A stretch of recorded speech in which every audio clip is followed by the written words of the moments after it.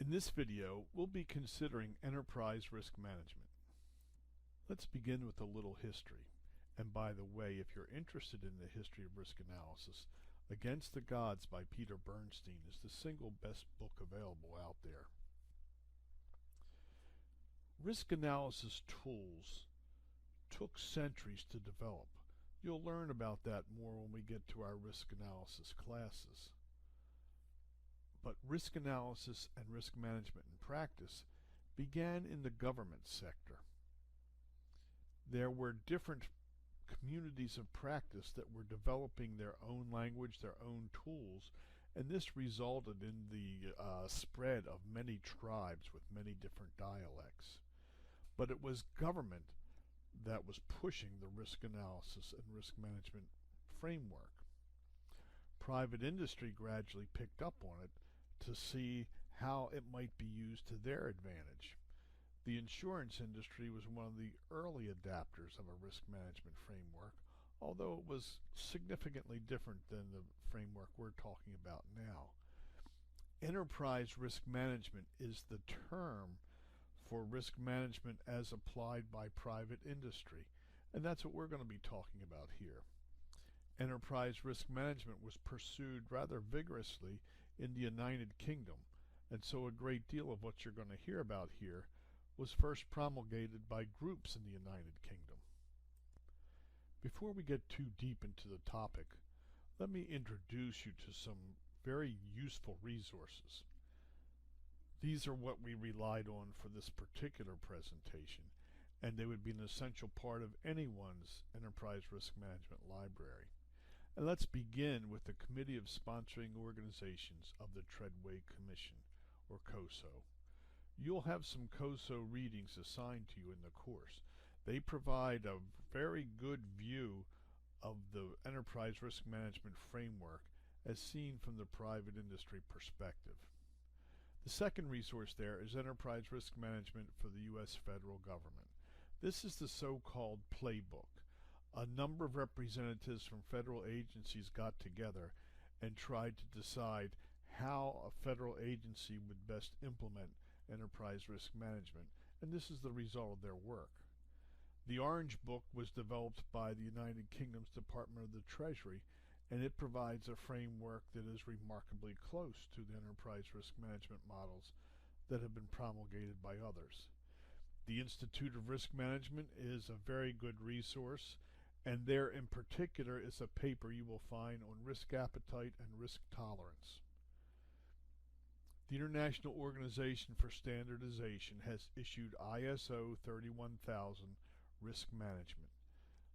This is the private sector's view of what risk management would look like, and although it looks a little different than enterprise risk management, perhaps because it preceded the enterprise risk management, it's a good reference. And then finally there's OMB Circular A123. This particular circular has created a requirement for U.S. federal agencies to adopt and implement enterprise risk management by June of 2017.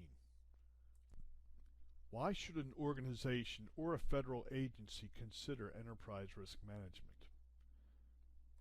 While agencies cannot respond to all risks, one of the most salient lessons from past crises and negative reputational incidents is that both public and private sector organizations would benefit from establishing or reviewing and strengthening their risk management practices. Agencies are well advised to work to the greatest extent possible to identify, evaluate, and manage challenges related to mission delivery and manage risk to a tolerable level. Here's the definition from the playbook. Enterprise risk management is an effective agency-wide approach to addressing the full spectrum of the organization's significant risks by considering the combined array of risks as an interrelated portfolio rather than addressing risks only within silos. Here are some important definitions from the world of enterprise risk management. Some of them may look a little bit different than what you've been exposed to in the text. For enterprise risk management purposes, risk is defined as the effect of uncertainty on the achievement of objectives. An effect is a deviation from the desired outcome, and that may present positive or negative results. Risk management, then, is defined as a coordinated activity to direct and control challenges or threats to achieving an organization's goal and objectives. An organization's risk appetite is the articulation of the amount of risk on a broad macro-level scale that an organization is willing to accept in pursuit of strategic objectives and value to the enterprise. Risk tolerance is defined as the acceptable level of variance in performance relative to the achievement of objectives. Those are rather difficult concepts, and we'll return to them in a little bit. A risk profile is a prioritized inventory of an organization's most significant risks, and this is decidedly different than the risk profile defined in your textbook. Residual risk is the amount of risk left over after action has been taken to manage it, such as establishing internal controls. An enterprise risk management culture can only occur if top agency leaders champion enterprise risk management and the flow of information needed for effective decision making.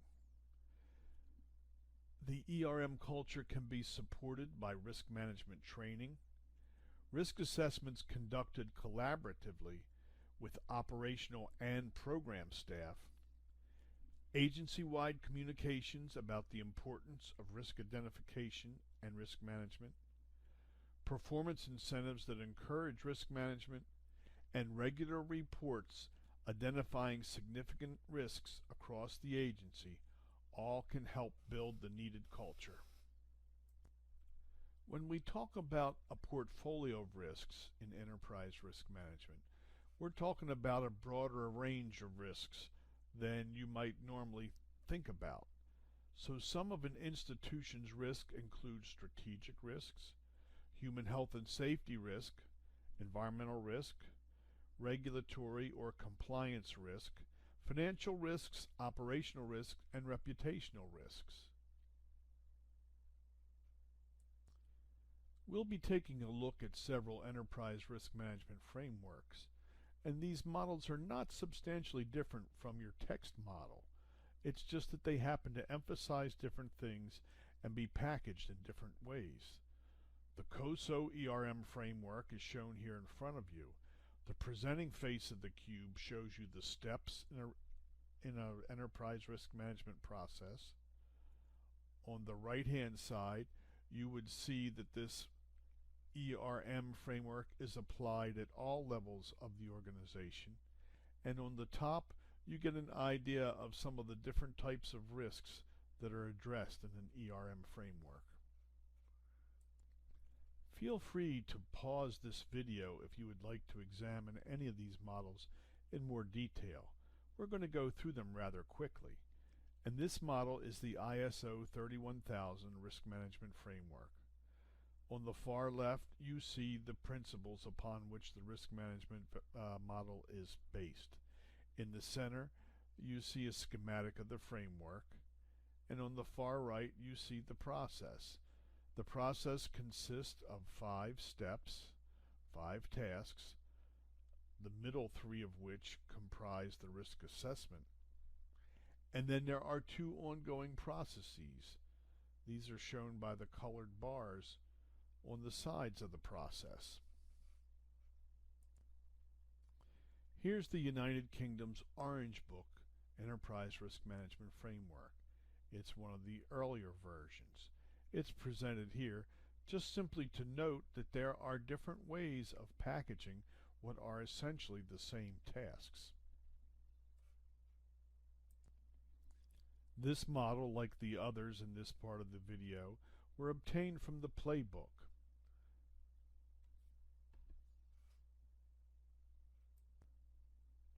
The playbook developed their own model, and it's the one shown here. The 7 tasks indicated in this model are the 7 tasks that are used in the following part of the video. The COSO model is quite similar to this, and either of these models or any of the others shown in this section would be a perfectly suitable enterprise risk management framework. The first step in the playbook framework is to establish the context for decision making. Every organization functions within an environment that both influences the risks faced and provides a context within which risk has to be managed. This broader risk context includes all factors that affect the ability of an organization to achieve its stated mission and program objectives, both internal and external. Step 2 is to identify risk. This essentially means answering the "what keeps you up at night" question. The identification of risk may be an exercise conducted top-down, bottom-up, or both. After the listing of major risks is complete, organizations should examine them and decide which are the most significant risks to the agency, for example, prioritizing the risk based on likelihood and impact, and then use the highest ranked risks to create the agency's risk profile. As the enterprise risk management process becomes more formal, organizations may update or vary their risk profile. The third step in the playbook framework is to analyze and evaluate risks. Assessments of the likelihood and the impact of risk events help organizations monitor whether risk remains within acceptable levels. They also help organizations support efficient allocation of resources to address the highest priority risks. The next step is to develop alternatives. Guided by their risk appetite, organizations should systematically identify and assess a range of response options or strategies to accept, transfer, share, avoid, or mitigate major risks. Step 5 in the framework is to respond to risks. After identifying and analyzing major risks, prioritizing them, and developing appropriate strategies to address the highest priority risks, the organization leadership must decide how to allocate scarce resources, such as budget resources, analytical capabilities, and management attention, in order to address these risks. The sixth step is to monitor and review. Organizations should regularly review, monitor, and update as necessary risk information documented within the enterprise-level risk profile in order to identify any changes and determine whether risk responses and mitigations are managing risks as intended. The final step in the playbook framework is continuous risk identification and assessment. Risk identification and assessment should be an iterative process occurring throughout the year. It should include surveillance of leading risk indicators both internally and in the external environment. Integrating risk management into existing organization planning, performance management, and budget processes is essential if enterprise risk management is to be effective. In this slide and the next 3 to follow, you will find definitions of various kinds of risks. Feel free to pause the video on any slide where you are interested in learning more about the definitions of specific risks that are addressed by an enterprise risk management framework. Page 2 defines financial, legal, legislative, and operational risks. Page 3 defines political and reporting risks. Page 4 defines reputation and strategic risks. Here is part of a July 15, 2016 memorandum from the Office of Management Budget to the heads of all executive departments and agencies in the U.S. government. In this memorandum, OMB will require all federal agencies to adopt and use an enterprise risk management framework.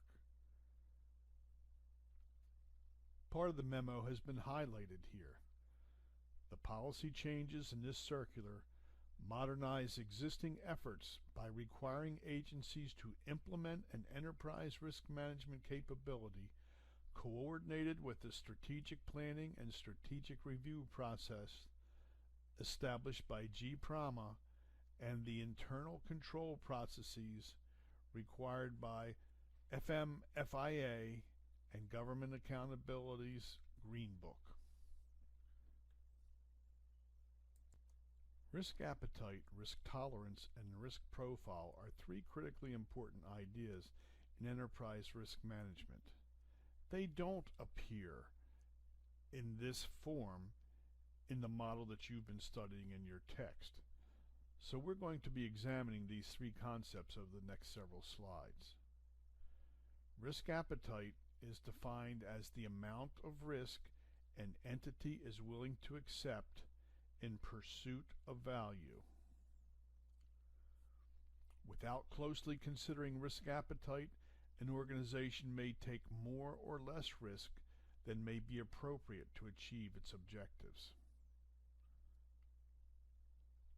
Risk tolerances are the acceptable level of variation relative to the achievement of objectives. Operating within risk tolerances provides management greater assurance that the entity will remain within its risk appetite and, in turn, provides a higher degree of comfort that the entity will achieve its objectives. We're going to consider risk appetite and risk tolerance graphically, so let's take a second to get oriented to this graph.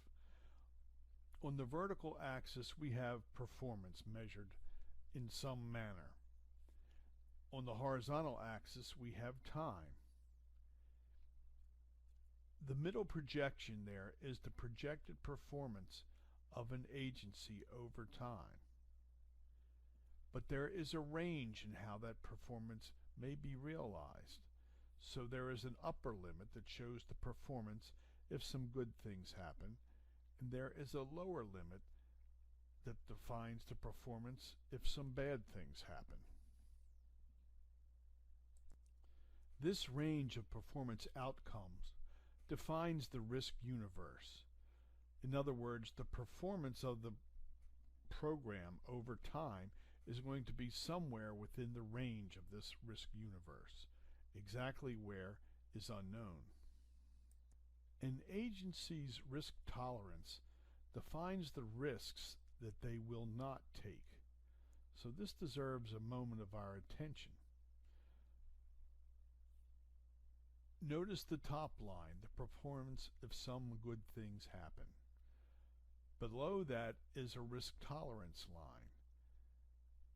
Between that line and the level above it exceeds the risk tolerance of this hypothetical organization. In a similar fashion, the bottom line, performance if some bad things happen, and the line above it also shows the risks that this agency will not take. So the bracketed area of risk tolerance says any performance in here can be tolerated. Contrast the risk tolerance with the risk appetite shown here. The risk appetite defines the risk that the agency wants to take, and the risk appetite is usually less than the risk tolerance. The risk appetite here is shown as the dashed lines.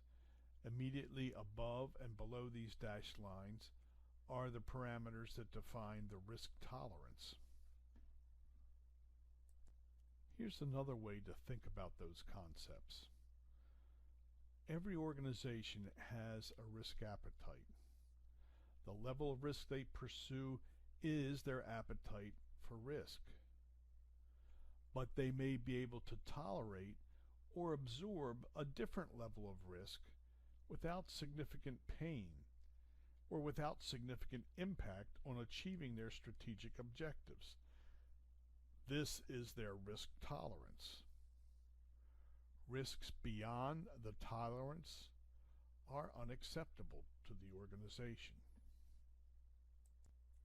Now let's consider the risk profile. The primary purpose of a risk profile is to provide a thoughtful analysis of the risks an agency faces toward achieving its strategic objectives and arising from its activities and operations. The risk profile assists in facilitating a determination around the aggregate level and types of risk that the agency and its management are willing to assume to achieve its strategic objectives. The risk profile differs from a risk register in that it is a prioritized inventory of the most significant risks identified and assessed through the risk assessment process versus a complete inventory of risks. Here's an example of a risk profile template taken from the playbook. Take a look at the last objective, the reporting objective. You will notice they identify the risk. There is an inherent assessment. A risk response is identified. The residual risk associated with that response is assessed. And then there is a proposed action, along with the owner of the action and a categorization of the proposed action. There are many different possible profiles and templates that can be used. Many organizations have some level of risk management now. So here is an opportunity to measure the maturity of your own organization's risk management capability. A nascent organization lacks formal enterprise risk management processes. There is no basic communication or monitoring. Risks are addressed as they arise, and the organization fails to anticipate potential risks. An organization with an emerging ERM process has ERM roles and responsibilities defined and governance established. Risks are identified and assessed, but they are rarely well prepared for unanticipated events. An integrated organization has an ERM program endorsed by leadership. Policies and processes are in place for some activities. Risks are shared across silos. They are occasionally well prepared for unanticipated events. A predictive organization has an ERM program that is recognized by the entire organization. Policies and processes are in place for all activities. Risks are identified and qualitatively assessed. Periodically, they are well prepared for unanticipated events. And an advanced organization, risk discussion is embedded in strategic planning, capital allocation, and other processes, as well as in daily decision making. An early warning system is in place to notify management of risks above established thresholds. Regularly well prepared for unanticipated events, they have learned from past events to improve processes. What level of risk maturity is your organization?